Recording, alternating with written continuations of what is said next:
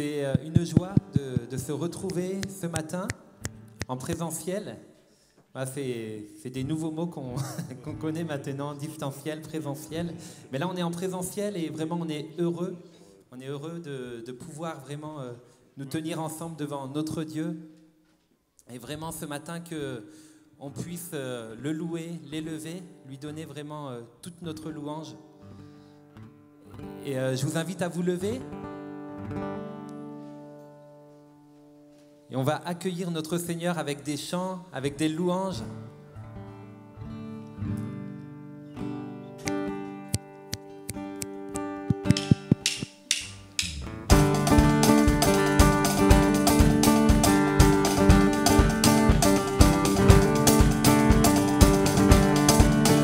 On peut taper des mains ensemble.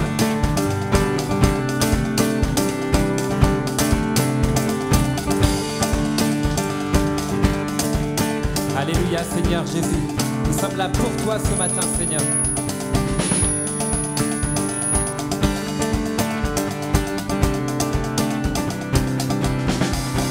Un chant s'élève, les yeux se tournent vers toi,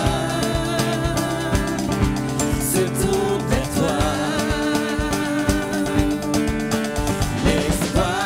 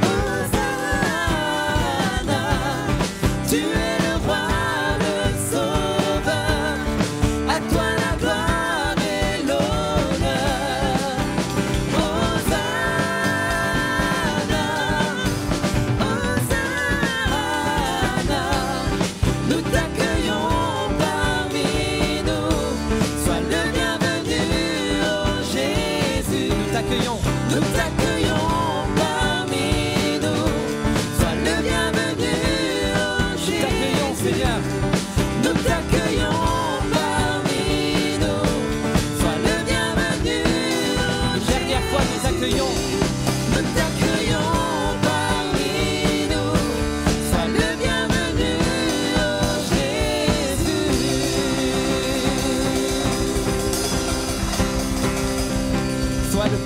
Seigneur. Sois le bienvenu, Seigneur, ce matin, dans ce lieu, Seigneur. Alléluia, Jésus, merci. Merci, Seigneur Jésus. Nous voulons, Seigneur, te louer, Seigneur, t'élever, Seigneur, élever ton nom, Seigneur Jésus. Vraiment, prends la place qui te revient, Seigneur, ce matin, Jésus. Alléluia, Seigneur. Oui, comment ne pas te louer, Seigneur? Comment ne pas te louer pour toutes tes bontés envers nous, toute ta grâce envers nous, ta présence dans nos vies. Comment ne pas te louer? Amen.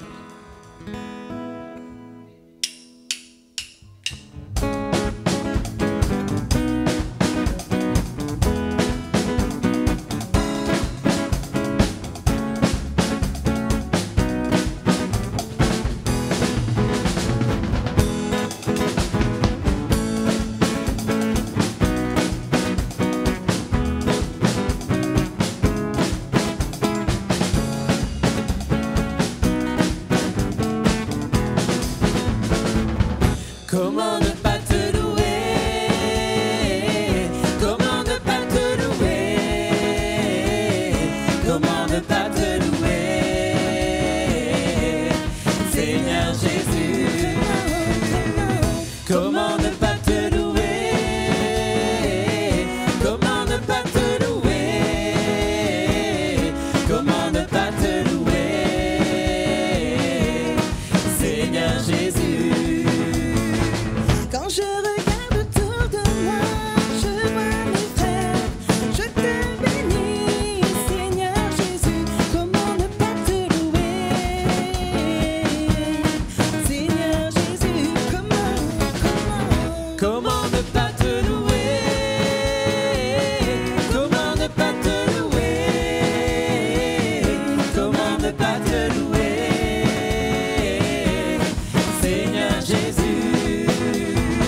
Quand je regarde autour de moi, je vois tes œuvres, je te bénis, Seigneur Jésus. Comment ne pas te louer, Seigneur Jésus? Comment ne pas te louer? Comment ne pas te louer? Comment ne pas te louer? Seigneur Jésus. Quand je regarde autour de moi, je vois ta gloire, je te bénis, Seigneur Jésus. Comment ne pas te louer, Seigneur Jésus?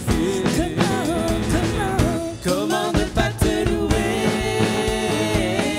Comment ne pas te louer? Comment ne pas te louer? Seigneur Jésus. Quand je regarde à ta vie donnée pour moi, je te bénis, Seigneur Jésus. Comment ne pas te louer? Seigneur Jésus. Comment ne pas te louer? Comment ne pas te louer? Comment ne pas te louer? Seigneur Jésus. Comment ne pas te louer? Comment ne pas te louer? Comment ne pas te louer? Seigneur Jésus. Alléluia. Amen, oui. Seigneur, nous t'élevons ensemble, nous te remercions, Seigneur, nous te disons vraiment, Seigneur, notre reconnaissance ce matin, Seigneur. Merci, Jésus, vraiment, comment ne pas te louer, Seigneur Jésus. Vraiment, tu es celui qui nous unit, Seigneur. Tu es celui, Seigneur, qui rassemble ton Église, Seigneur. Tu es celui, Seigneur, vraiment, qui a donné ta vie pour nous, Seigneur Jésus. Et vraiment, Seigneur, ce matin, nous sommes dans la joie, nous sommes reconnaissants, Seigneur Jésus, de te connaître, Seigneur. Nous sommes reconnaissants parce que ton Église est debout, Seigneur. Ton Église, Seigneur, vraiment, elle tient, Seigneur Jésus, parce que toi, tu tiens, parce que toi, tu es fidèle, parce que toi, tu demeures. Tu es le même hier, aujourd'hui et éternellement, Seigneur. Et quelle joie de pouvoir nous appuyer chaque jour sur toi, Seigneur, sur ta parole, Seigneur, sur ta vérité, sur ton amour, sur tes bontés, Seigneur. Merci. Merci vraiment, Seigneur, pour qui tu es, Seigneur Jésus. Alléluia, Seigneur. Merci pour ton esprit, Seigneur. Merci, Seigneur, oui, que nous désirons ce matin, c'est que tu fasses vraiment ton œuvre au milieu de nous, Seigneur, par ton esprit. Alléluia.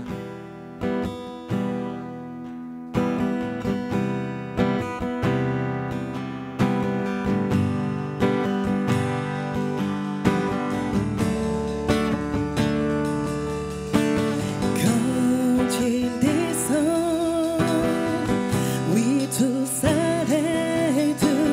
Il y a transfert entre ciel et terre. Quand il descend, l'atmosphère change. Il y a transfert entre ciel et terre. Quand il descend, oui, tout s'arrête. Il y a transfert entre ciel et terre. Quand il descend, l'atmosphère change. Il y a transfert entre ciel et terre. Le Saint-Esprit est là. Le Saint-Esprit est là. Le Saint-Esprit est là. Le Saint-Esprit est là. Quand il descend, Quand il descend, oui, tout s'arrête. Il y a transfert entre ciel et terre. Quand il descend, l'atmosphère change. Il y a transfert entre ciel et terre. Le Saint-Esprit est là. Le Saint-Esprit est là. Le Saint-Esprit est là. Le Saint-Esprit est là. proclamons. Les maladies s'enfuient, les aveugles voient, les paralytiques sauront de joie. Les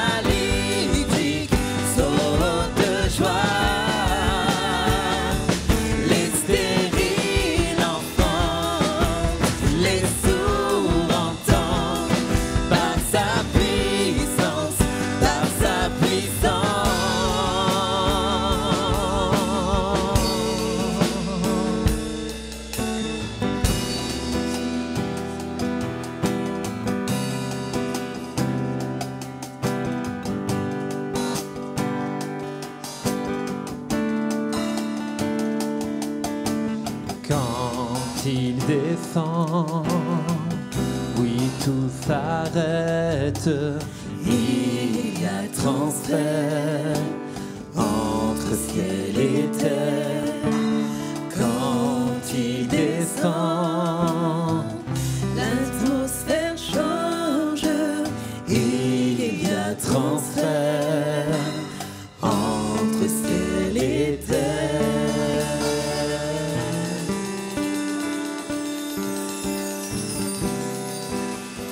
Alléluia Jésus. Oh Seigneur, merci Seigneur Jésus. Merci Seigneur Jésus parce que ce n'est pas seulement des chants Seigneur, c'est la vérité. Merci Seigneur parce que tu agis encore aujourd'hui Seigneur Jésus. Tu renouvelles encore aujourd'hui Seigneur Jésus. Tu guéris encore aujourd'hui Seigneur Jésus.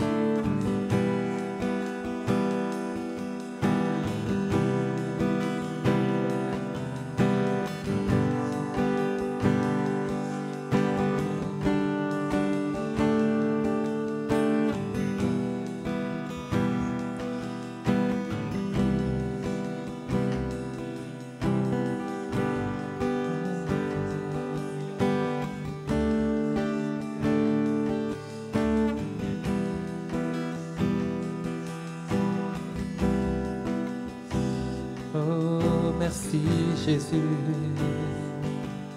merci Seigneur, nous te louons, nous t'élevons, Seigneur.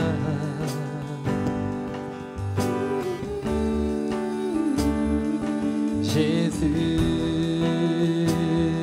nous t'élevons.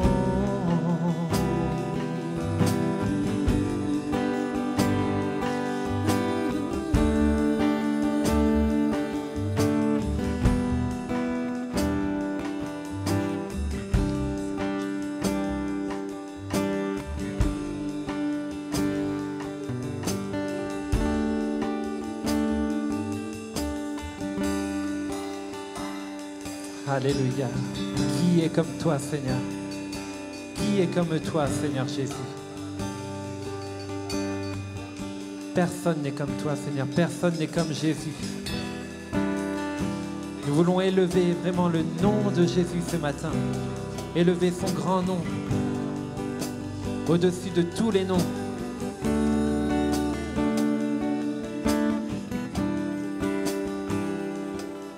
Nous voulons vraiment que notre louange déborde ce matin, Seigneur Jésus. Que nos cœurs soient pleins de reconnaissance, Seigneur. Merci pour le beau nom de Jésus. Oui, Seigneur, nous te remercions, Seigneur. Nous te louons, nous te bénissons, Seigneur Jésus. Oui, que ce nom résonne dans nos vies, dans nos cœurs, dans nos maisons, Seigneur.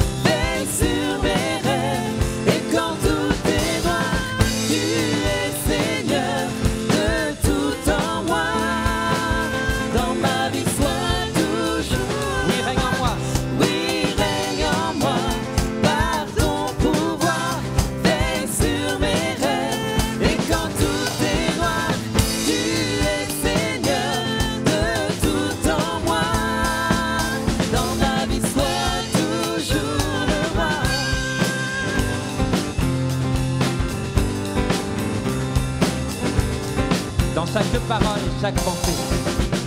Dans chaque parole et chaque pensée, je veux refléter, Seigneur, ta beauté. Il n'est rien au monde plus précieux que toi. Dans ma vie, sois toujours le roi. Oui, règne en moi par ton pouvoir. Veille sur mes rêves et quand tout est noir, tu es Seigneur de tout en moi. Dans ma vie, sois toujours le roi. Oui, règne en moi par ton pouvoir. Veille sur mes rêves et quand tout est noir, tu es Seigneur de tout en moi. Dans ma vie, sois toujours le roi. Oui, règne en moi par ton pouvoir. Veille sur mes rêves et quand tout est noir, tu es Seigneur de tout en moi. Dans ma vie, sois toujours le roi. Oui, règne en moi par ton pouvoir. Veille sur mes rêves et quand tout est noir, tu es Seigneur de tout en moi. Dans ma vie, sois, oui, règne en moi. Oui, règne en moi par ton pouvoir. Veille sur mes rêves et quand tout est noir, tu es Seigneur de tout en moi. Dans ma vie, sois toujours le roi. Dans ma vie, sois toujours le roi. Dans ma vie, sois toujours le roi. Alléluia, Jésus. Dans notre vie, sois toujours le roi, Seigneur.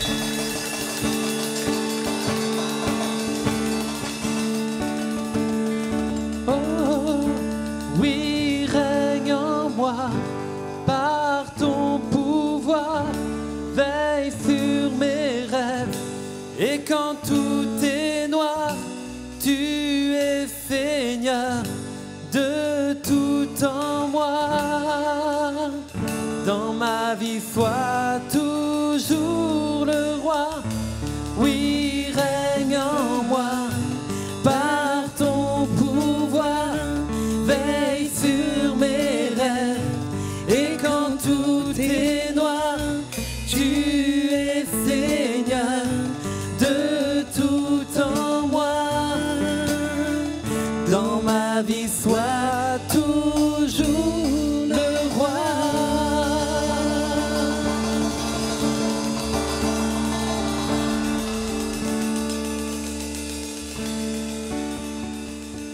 Alléluia, Seigneur. Oui, sois le roi, Seigneur Jésus. Alléluia. Amen. Amen. Et je vous invite à chanter un dernier chant, vraiment pour préparer nos cœurs à la parole qui va être annoncée ce matin. Ta parole est la vérité, elle est lumière sur mon sentier.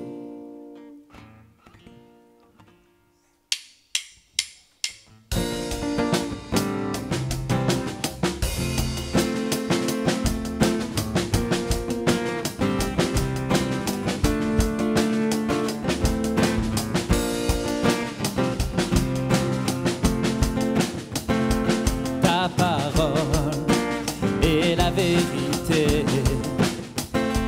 elle est lumière sur mon sentier. Je peux avancer en sécurité sur les voies que tu as tracées.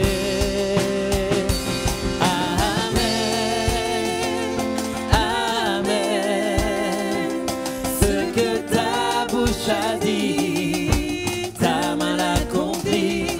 Amen, amen. Loué soit l'Éternel.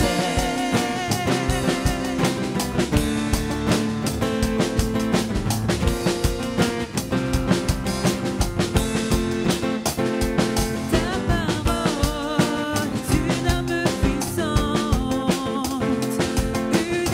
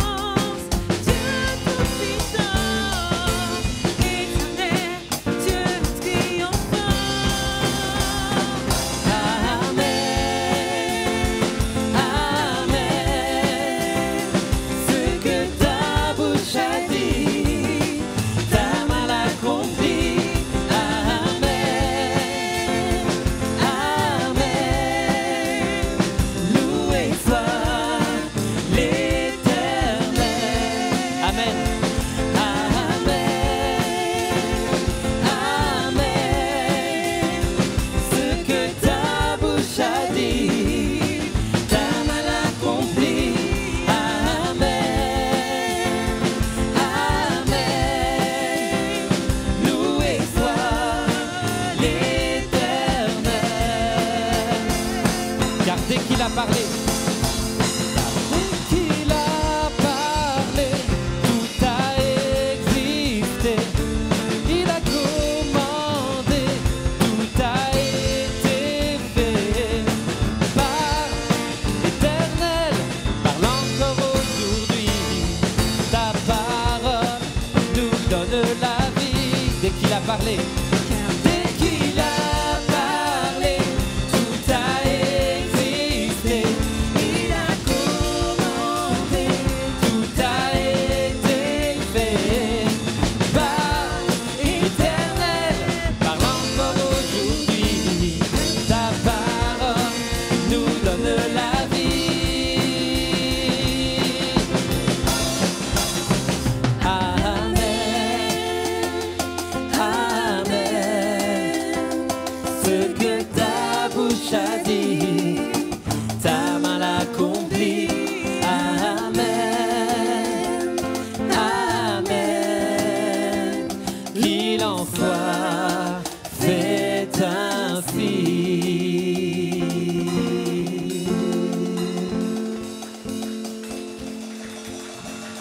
Alléluia. Bonjour à chacun. Je vais enlever ce qui traîne sur mon oreille. En fait, je me suis aperçu que j'ai repris une veste il y a quelque temps et dans ma poche, il y avait encore un masque. On a des masques partout en ce moment. Hein. Vous pouvez reprendre place hein, si vous voulez vous asseoir. C'est le moment. Très heureux, c'est vrai, de pouvoir nous retrouver ensemble ici en présentiel pour ce culte, le premier culte de célébration à l'église EMI dans ce lieu. Est-ce que vous êtes contents d'être là ? Alors vous allez faire un petit coucou comme ça, hein, on va tous se faire un petit coucou, non seulement pour ceux et celles qui sont dans ce lieu-là, en grand nombre ce matin, mais aussi pour ceux et celles qui sont en distance, qui font partie aussi de l'église, du peuple de Dieu, et qui vont nous regarder la semaine prochaine en différé pour eh bien, cette réunion. Suite au maintien du couvre-feu en Île-de-France, prise par le gouvernement, les réunions de prière sont quand même maintenues. Donc nos maisons de prière, le mardi soir, sont maintenues à 19h30 en distanciel via Zoom. Donc si vous avez l'application Zoom sur votre téléphone ou sur votre ordinateur, vous pouvez vous connecter. Nous vous envoyons le lien par SMS ou dans la lettre de nouvelles et vous pouvez vous connecter le mardi soir avec nous. Nous avons des bons moments également d'échange, de partage, de prière également. C'est une autre façon de vivre l'église ou de vivre une réunion de prière, mais nous avons des bons moments de bénédiction. Alléluia!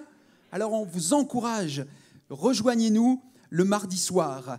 Vendredi prochain, le 15 janvier à 20h, il y aura aussi une rencontre de prière via Zoom des églises protestantes évangéliques du Mantois.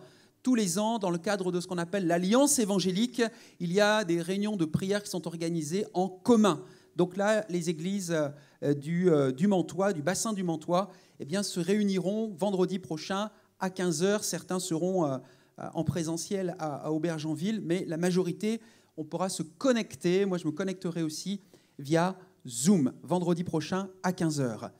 Vous l'avez vu, à partir d'aujourd'hui, c'est la reprise des cultes en présentiel. On vous demande vraiment aussi de bien respecter le protocole sanitaire. C'est extrêmement important pour que eh bien, les choses se passent bien et que nous soyons toujours en bonne santé, autant après le culte qu'avant le culte et tout au long de la semaine. Alléluia! Et pour cela, donc, il y a des sens de circulation, il y a bien sûr les gestes barrières que vous connaissez. Merci vraiment de les respecter et de vous inscrire également via notre plateforme WizEvent. Inscrivez-vous, c'est très important pour que nous puissions nous organiser et gérer, bien sûr, le nombre de personnes qui sont dans cette salle. On a un nombre limité, donc on ne peut pas en mettre plus qu'un certain nombre et pour ça, il faut vous inscrire. Alors, merci de respecter cela dans la mesure du possible. Là aussi, le lien est sur la lettre de nouvelles qui vous est envoyée chaque semaine. La semaine, dès aujourd'hui, les ados ont également repris leurs activités, ATK, comme ça s'appelle chez nous, avec Manu, Angélique et toute leur équipe. Donc, on pense à eux. Alléluia! Les activités reprennent à l'église, les ados se réunissent, on s'en réjouit. C'est toujours le 2e et le 4e dimanche du mois. Et les enfants, mini-kids et tout petits, donc les 6 mois à 3 ans, et Mission Kids, les 3 à 11 ans, reprendront la semaine prochaine, dimanche prochain. Donc les parents qui avaient des enfants, vous pouvez vous inscrire, vous inscrivez vos enfants également, et comme ça on peut s'organiser, et tout le monde peut profiter des activités, des réunions. L'équipe pastorale et tous les responsables de service, bien sûr, restent mobilisés dès ce début d'année, restent à votre disposition, à votre écoute. N'hésitez pas à nous contacter. Nous avons aussi des cartes, des fiches contacts que vous pouvez aussi remplir à l'issue de ce culte, si vous désirez une visite, si vous désirez nous rencontrer. Si vous avez des questions ou besoin de soutien dans la prière, n'hésitez pas à remplir ces fiches. Je vais laisser Nicolas reprendre ce merveilleux chant concernant la parole de Dieu, et ensuite on plonge ensemble dans la parole de Dieu. J'espère que vous l'avez pris, votre Bible. Moi, je vais aller la rechercher comme ça pendant ce temps-là. D'accord ? Et on regarde ensemble le message. Amen. Vous avez envie de chanter encore ? Maintenant, on peut se lever ?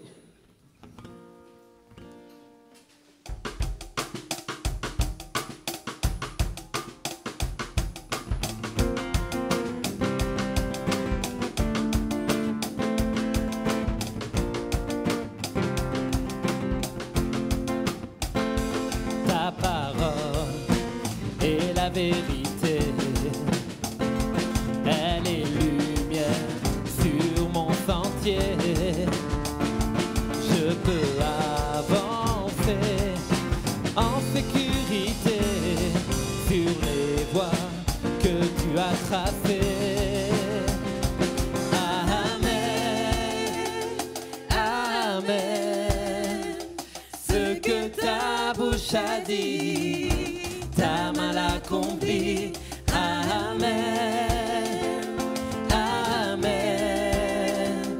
Loué soit l'Éternel.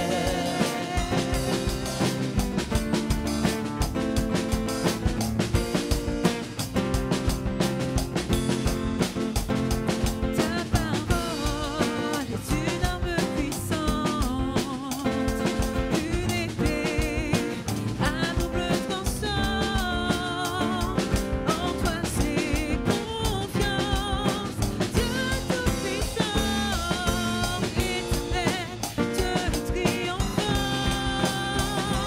Amen, amen. Ce que ta bouche a dit, ta main l'accomplit. Amen, amen. Loué soit l'Éternel. Amen, amen. Ce que ta bouche a dit, ta main l'accomplit. Amen, amen. Loué soit l'Éternel. Car dès qu'il a parlé, Dès qu'il a parlé, tout a existé. Il a commandé, tout a été fait. Par l'Éternel, parle encore aujourd'hui.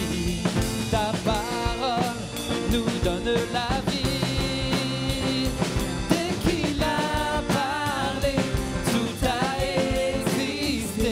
Il a commandé, tout a été fait. Par l'Éternel, parle encore aujourd'hui. Ta parole nous donne la vie. Amen, amen. Ce que ta bouche a dit, ta main l'accomplit. Amen, amen.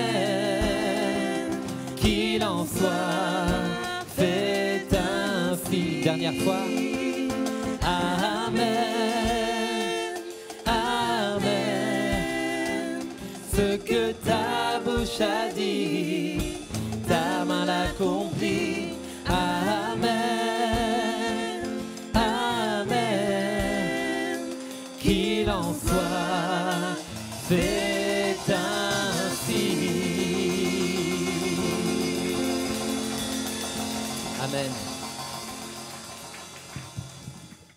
Amen. Vous croyez de tout votre cœur à ce que vous venez de chanter? Que la parole de Dieu est une arme puissante, à double tranchant. C'est l'arme offensive que Dieu nous a laissée entre nos mains, entre vos mains. Et aujourd'hui, on peut avoir plusieurs versions de la Bible, en plusieurs tailles d'écriture. On peut même la voir dans notre téléphone portable. Aujourd'hui, nous avons la possibilité de la lire dans différentes langues. C'est une arme extraordinaire. Alléluia. Montrez-moi si vous avez bien aussi avec vous cette arme. C'est celle que vous pouvez avoir. En France, on l'autorise sans problème. Une arme qui ne fait pas de mal, une arme qui est bonne. Alléluia, qui est bénissante, qui est transformatrice. Une arme extraordinaire pour les grands comme pour les petits. Pour toutes les tranches d'âge et tous les rangs sociaux. Cette parole parle encore aujourd'hui. Alléluia. À plusieurs endroits dans la Bible compare la vie d'un croyant à la construction d'un immeuble ou d'un édifice. Par exemple, dans l'épître de Jude, au verset 20, nous lisons « Bâtissez votre vie sur le fondement de votre foi très sainte. » Bâtissez votre vie. Un peu plus loin, l'apôtre Paul utilise également la même image en différents endroits. Dans sa première lettre aux Corinthiens, au chapitre 3, verset 9, il dit « Vous êtes l'édifice de Dieu, vous êtes la construction de Dieu. Vous êtes, on pourrait dire en langage moderne, l'immeuble, la construction de Dieu. » Et au verset 10, il dira « J'ai posé le fondement comme un sage architecte. » Dans la lettre aux Éphésiens, Paul dira, chapitre 2, verset 22, « En lui, il parle en Jésus-Christ, vous êtes aussi édifiés pour être une habitation de Dieu dans l'esprit. » Une habitation de Dieu dans l'esprit. Et enfin, et nous reprendrons ce dernier verset dans quelques instants, dans le livre des Actes, au chapitre 20, au verset 32, il dit « À la parole de sa grâce, à celui qui peut édifier. » Dans tous ces passages que nous venons de lire, la vie du croyant est comparée à la construction d'un immeuble. Maintenant, voyez-vous, dans l'ordre chronologique,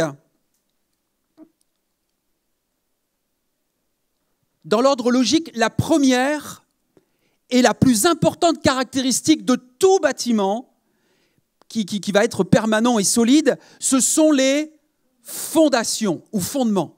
Exactement, les fondations.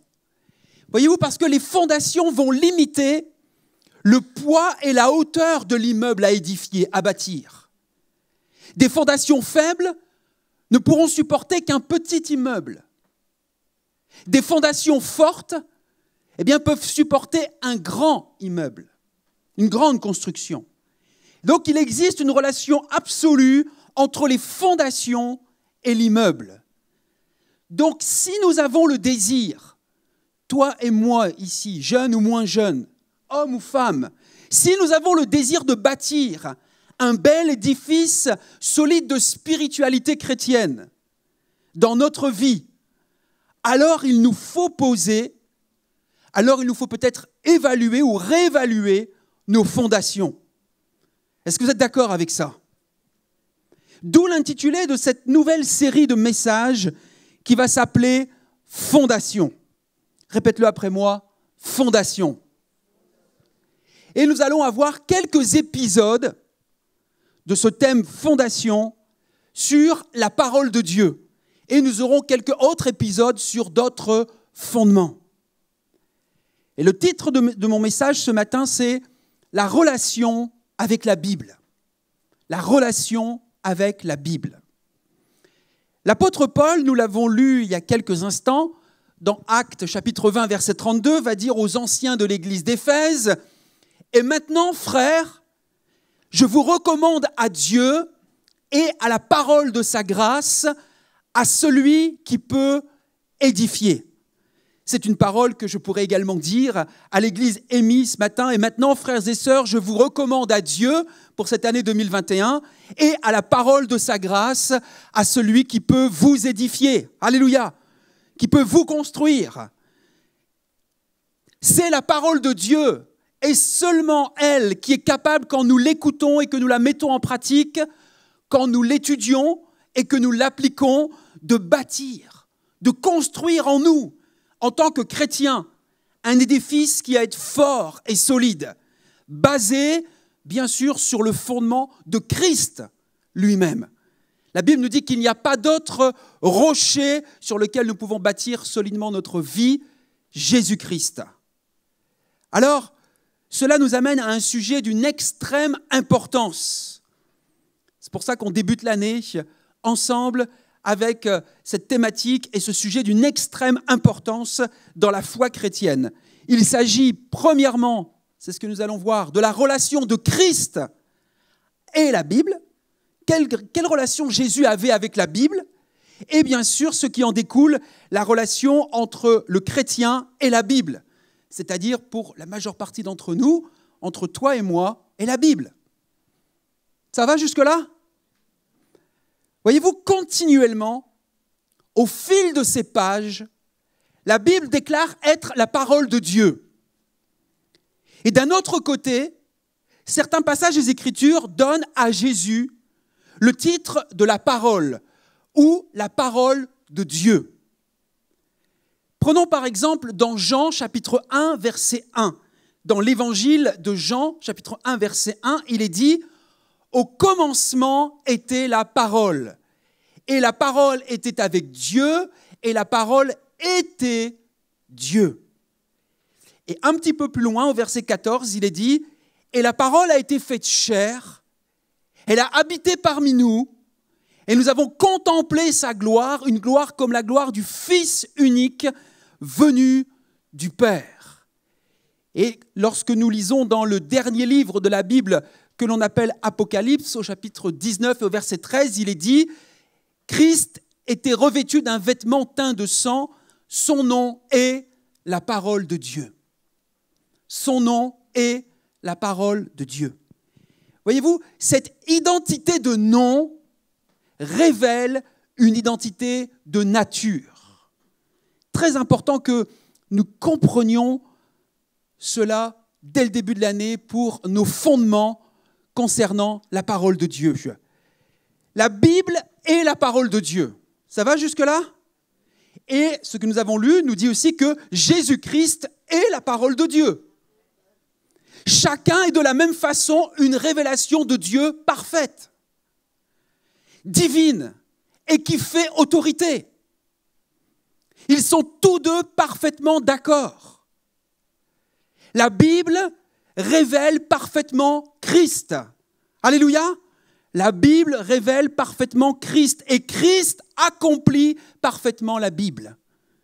C'est ce que Jésus a dit, je ne suis pas venu pour abolir, je suis venu pour accomplir. La Bible est la parole écrite également de Dieu.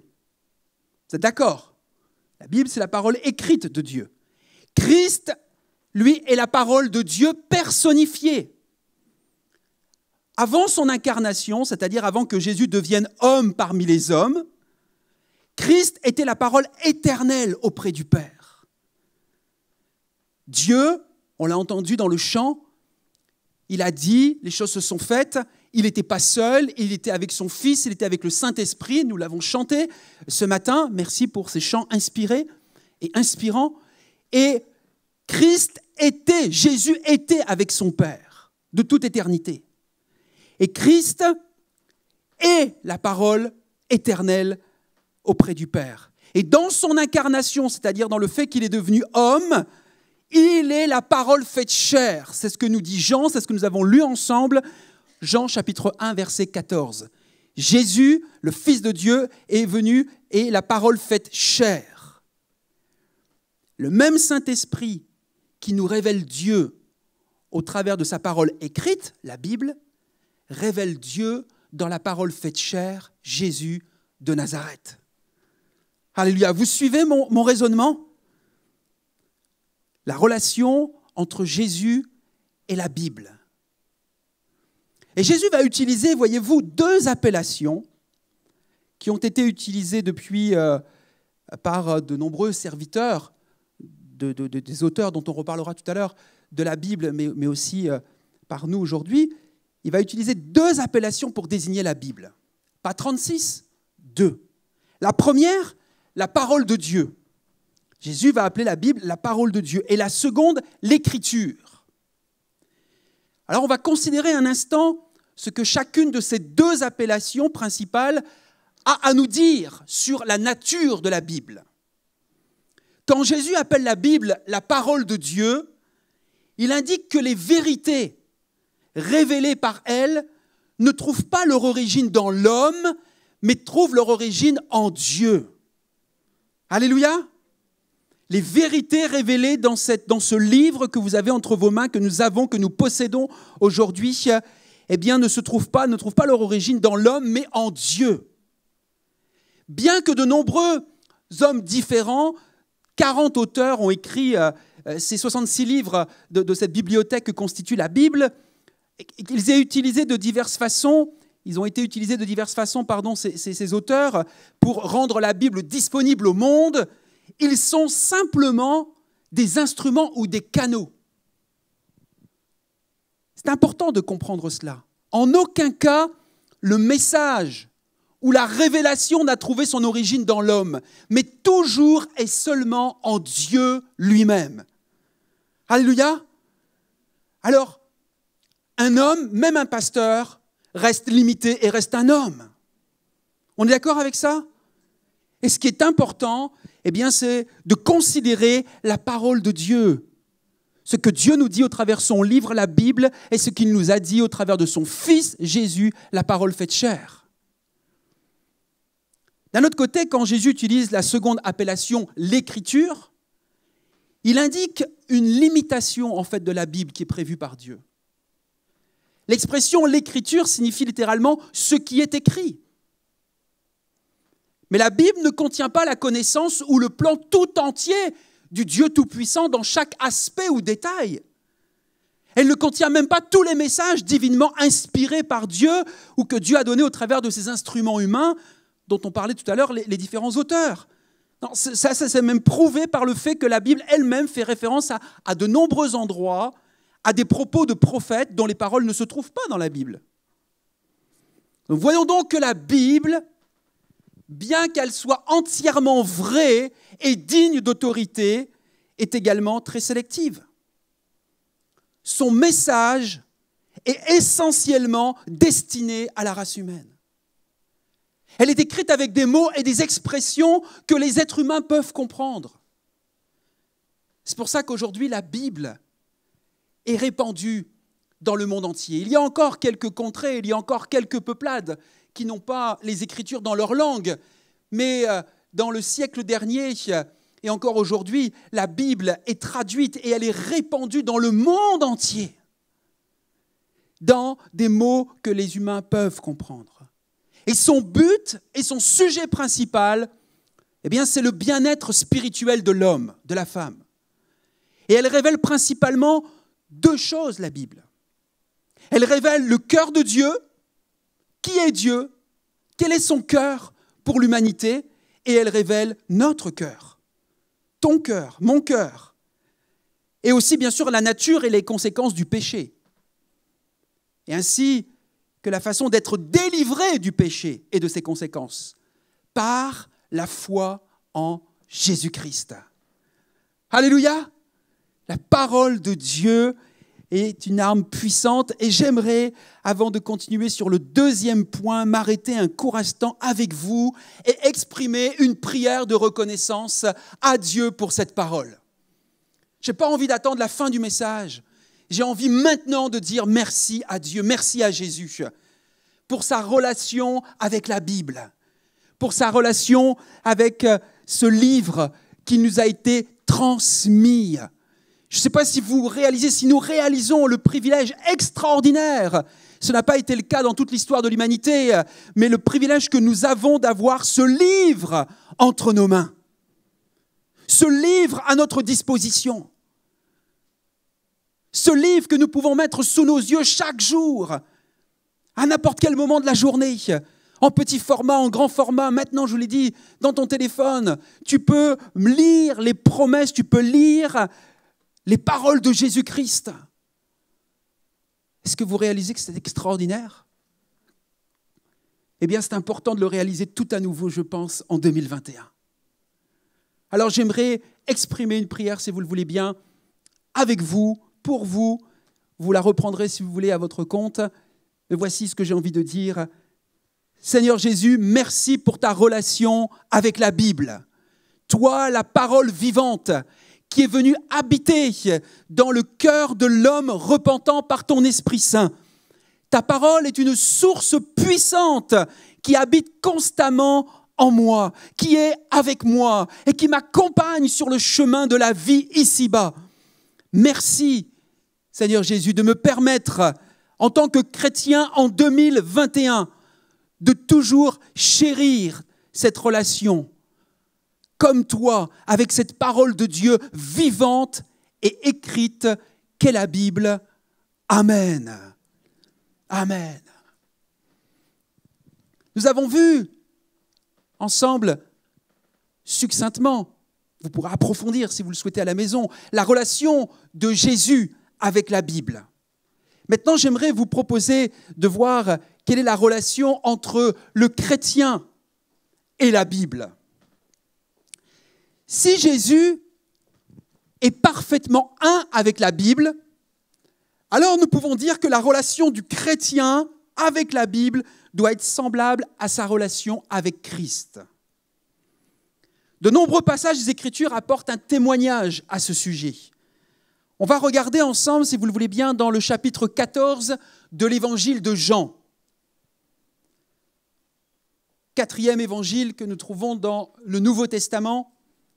Matthieu, Marc, Luc, Jean, chapitre 14. Dans ce chapitre, Jésus avertit ses disciples qu'il va bientôt les quitter physiquement et qu'ensuite il s'établira une nouvelle sorte de relation, des communions entre lui et eux.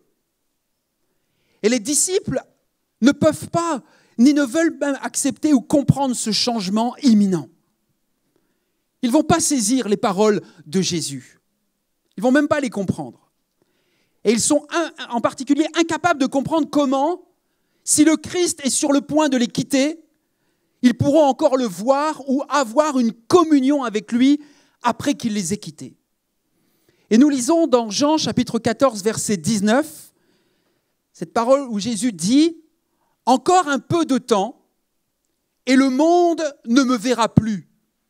Mais vous, dit-il à ses disciples, vous me verrez. » Et cela, c'est vrai encore jusqu'au XXe siècle, jusqu'au XXIe siècle, jusqu'à nous aujourd'hui. Qui a vu Jésus-Christ ? Physiquement, personne d'entre nous n'a vu Jésus-Christ. Je ne vous parle pas de ces images ou de ces photos que l'on peut voir, mais qui sont qu'une pâle représentation de ce qu'est vraiment Jésus-Christ. Non, je vous parle avec nos yeux physiques, nous ne l'avons pas vu. Et pourtant, pour la plupart d'entre nous, nous avons cru en Jésus, alors qu'il n'est plus avec nous. Et c'est ce que Jésus était en train d'expliquer à ses disciples, de ce qui allait se passer.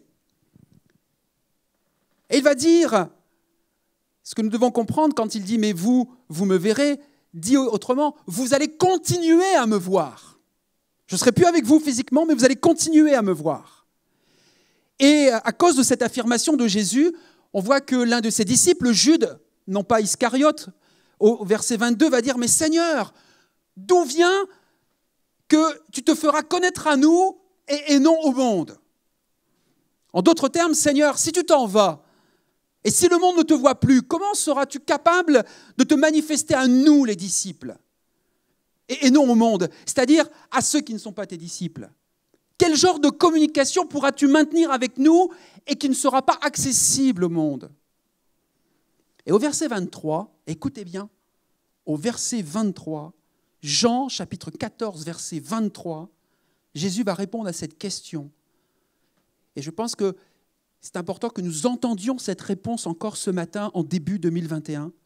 Jésus va dire, « Si quelqu'un m'aime, il gardera ma parole. Et mon Père l'aimera. Nous viendrons à lui et nous ferons notre demeure chez lui ou chez elle, chez toi.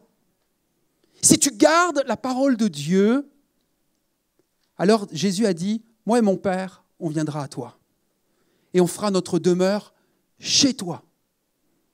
C'est pas Amy chez vous, c'est Jésus chez toi. C'est encore mieux.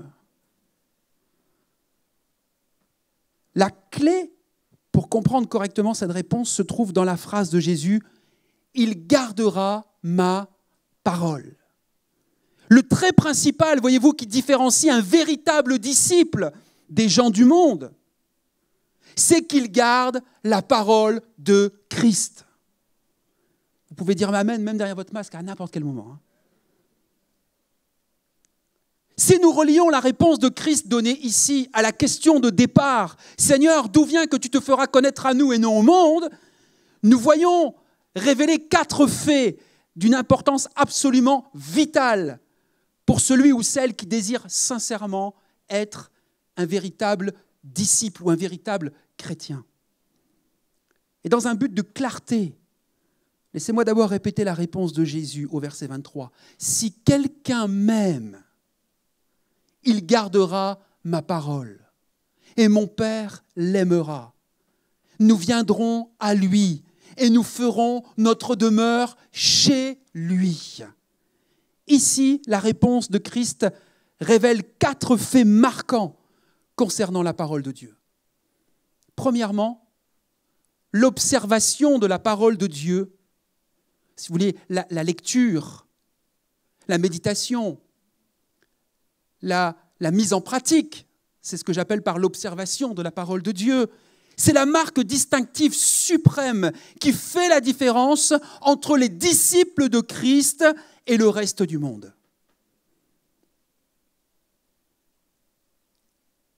Amen. L'observation de la parole de Dieu est la marque distinctive suprême qui fait la différence entre les disciples de Christ et le reste du monde. Deuxièmement, l'observation de la parole de Dieu est la preuve absolue de l'amour du disciple, de ton amour pour Dieu. Parce qu'il est dit, si quelqu'un m'aime. Et c'est aussi, je pense, la cause de l'amour de Dieu pour son disciple. Et mon Père l'aimera. Donc, le deuxième fait marquant que nous trouvons ici, c'est le fait que l'observation de la parole de Dieu, c'est la preuve absolue de l'amour du disciple pour Dieu. Et c'est la cause aussi de l'amour de Dieu pour son disciple. Troisième fait marquant, c'est qu'au travers de la parole de Dieu, si elle est gardée et mise en pratique, eh bien Christ se manifeste aux disciples. Il dit, nous viendrons à lui. C'est au travers de la parole de Dieu, si elle est gardée et mise en pratique, que Christ se manifeste aux disciples, que Christ se manifestera dans ta vie, dit autrement, aujourd'hui. Quatrième fait marquant concernant la parole de Dieu dans ce verset, c'est que par la parole de Dieu, c'est par la parole de Dieu que le Père et le Fils entrent ensemble dans la vie du disciple et font leur demeure chez lui. Alléluia!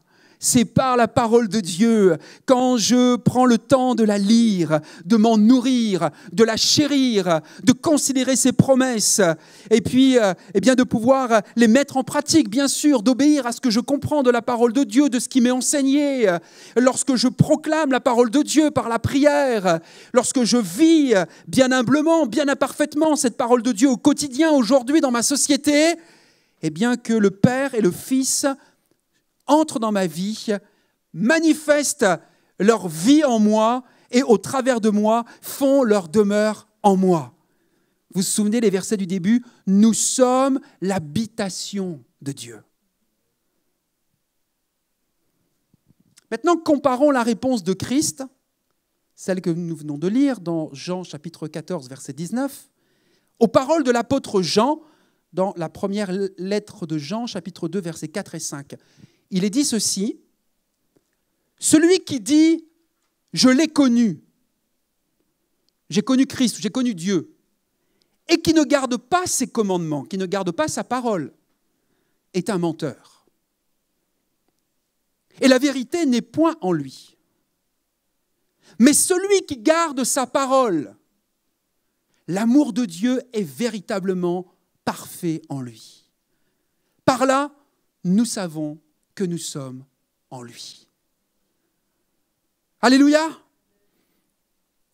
Voyez, l'apôtre Jean, un des disciples de Jésus, qui a écouté son enseignement et qui est un de ses auteurs, qui va écrire l'évangile et d'autres lettres, nous dit ce matin, nous rappelle en début 2021 que celui qui dit qu'il l'a connu mais qui ne garde pas ses commandements est un menteur. La vérité n'est pas en lui. Mais celui qui garde sa parole, l'amour de Dieu est véritablement parfait en lui. Et nous savons à ce moment-là que nous sommes en lui. Nous voyons à travers ces deux passages que nous avons lus qu'il est absolument impossible de surestimer ou de mettre trop l'accent sur l'importance de la place de la parole de Dieu dans la vie du chrétien. Laissez-moi vous présenter ces vérités d'une manière peut-être directe et personnelle. Garder la parole de Dieu est la caractéristique absolue qui nous distinguera du monde en tant que chrétien. Je ne peux pas dire que je suis un chrétien ou un disciple de Jésus-Christ si je n'ai pas comme référence absolue la Bible, la parole de Dieu. Ce n'est pas d'autres livres qui font référence ou autorité dans nos vies ou dans notre enseignement, c'est la Bible, la parole de Dieu. C'est Jésus, le fondement, la parole faite chair.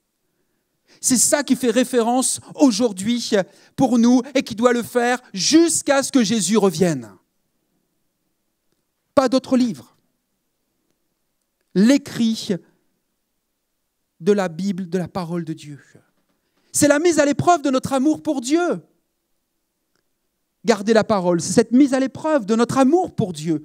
C'est la cause de l'amour et de la grâce de Dieu envers nous. C'est la manière dont le Christ se manifestera à nous.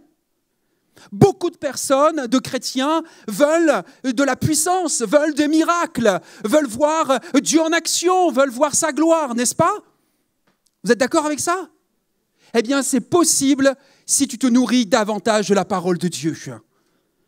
Ne cherche pas des manifestations extérieures qui viendraient de je ne sais où, de la part d'autres personnes. Ça peut se vivre dans ta vie si toi, tu te nourris de cette puissance extraordinaire que Dieu a laissée entre nos mains, qui est la parole de Dieu. Bien sûr que Dieu peut utiliser d'autres hommes ou femmes pour nous parler, pour bénir, bien sûr, puisqu'il veut le faire au travers de ta vie. Dieu veut bénir d'autres personnes au travers de ta vie. Alléluia! C'est une bonne nouvelle, non? Mais comment tu vas pouvoir vivre cette manifestation, cette puissance, cette autorité lorsque tu vas garder sa parole dans ton cœur, dans ta vie, quand les moments de la vie sont bons et agréables, mais aussi quand les moments sont plus difficiles, plus désagréables parfois. Mais la Bible ne change pas. Son message est le même, ses promesses sont oui et amen.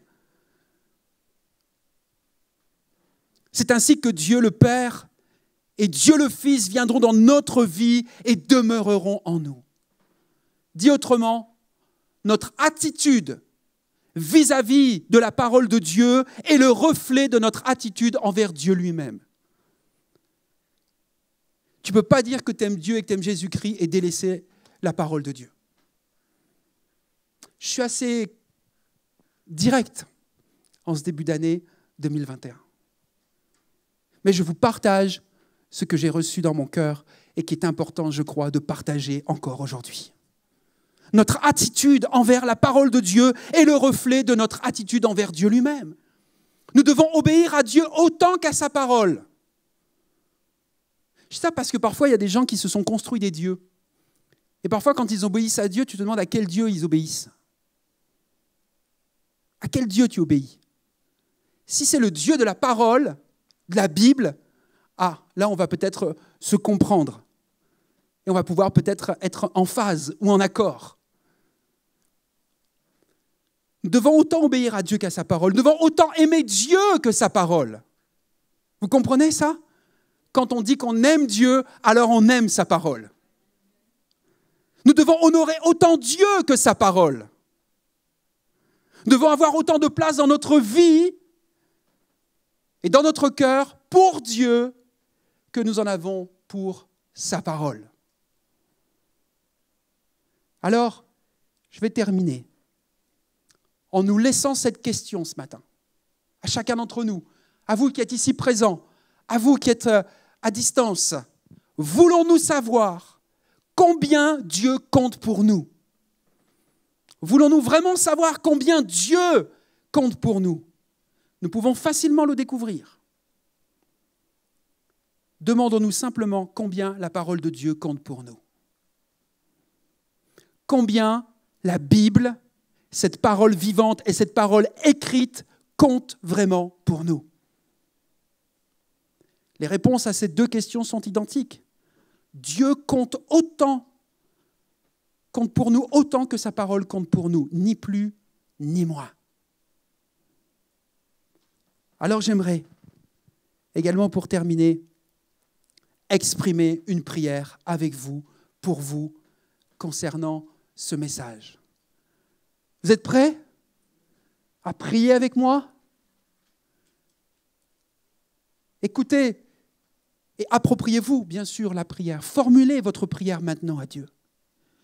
Moi, je vais l'exprimer avec mes propres mots, mais vous pouvez l'exprimer avec vos propres mots. Et je suis sûr que ce Saint-Esprit qui est descendu un jour du ciel, que Jésus nous a promis, et qui est venu il y a plus de 2000 ans sur la terre, mais bien plus que ça, qui est venu habiter le cœur des hommes et des femmes qui ont placé leur foi en Jésus-Christ, vous a parlé personnellement. Vous parle particulièrement ce matin. Et vient t'interpeller concernant ta relation avec la Bible, avec ce livre merveilleux, extraordinaire, puissant, qui contient un message qui ne prend pas la poussière. Peut-être ta Bible a pris la poussière parce qu'elle est restée sur ta table de chevet dans une bibliothèque et que tu la feuilletes pas régulièrement, ou en 2020, ça a été aléatoire, cette relation avec la Bible. Mais Dieu te dit par son esprit ce matin, si tu m'aimes vraiment, garde ma parole. Si tu veux vivre une relation authentique avec moi et avec tes frères et sœurs et avec le peuple de Dieu, avec l'Église, garde ma parole. Étudie-la, médite-la, mets-la en pratique et tu vas voir combien ma présence, ma puissance, mon autorité, mon influence va s'exercer dans ta vie et au travers de ta vie. Dans ta vie de prière et au travers de ta vie de prière. Dans ta relation avec toi-même et avec les autres. Tu vas voir combien je suis capable de te guérir. Nous chantons la guérison. Mais je crois, peut-être aurons-nous l'occasion plus tard, je crois que la parole de Dieu est source de guérison. Elle est capable de guérir des personnes au plus profond de leur être. D'ailleurs, la conversion n'est-elle pas un miracle de guérison ? Quand quelqu'un qui ne connaissait absolument pas Dieu, ou s'était détourné de Dieu, rebelle à Dieu, vient à Jésus, se donne à lui confie sa vie, change radicalement de façon de voir et de penser.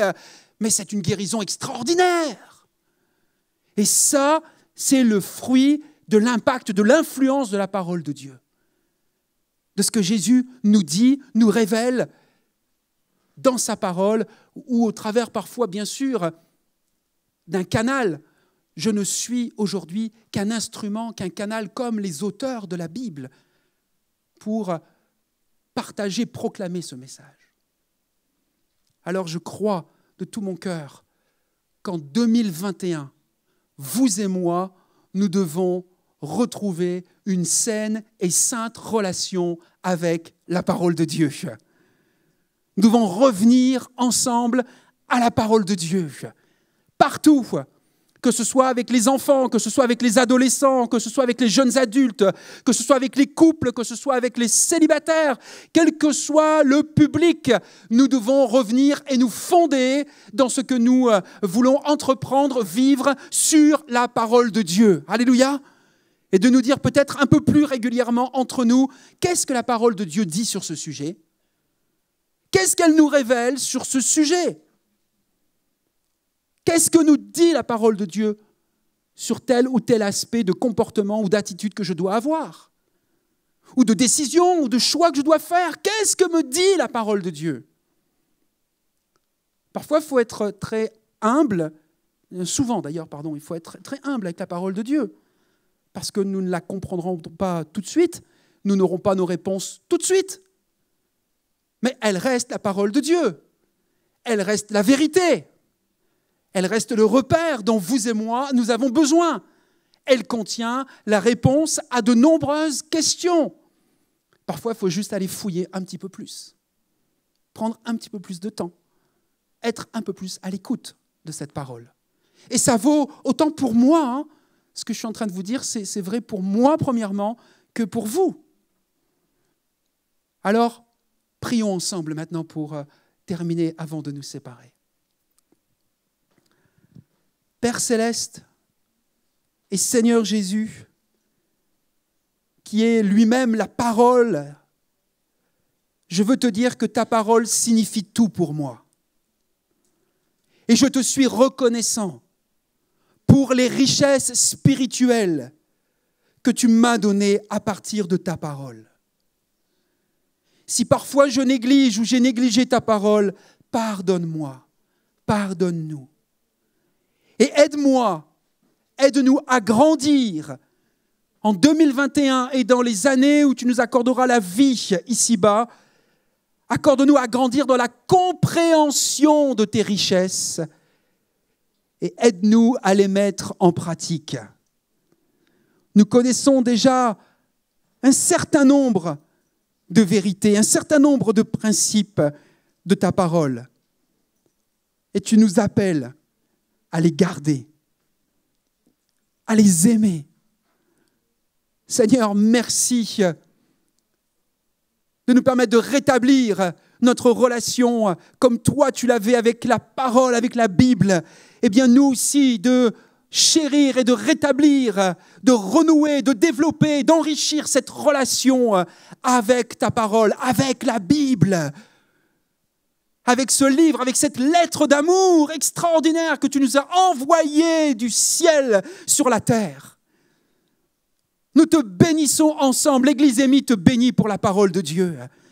Merci pour cette parole qui est enseignée, prêchée régulièrement tout au long de la semaine dans cette Église ou par les moyens technologiques aujourd'hui. Merci pour cette parole qui est enseignée à différentes tranches d'âge également, Seigneur, dans cette Église.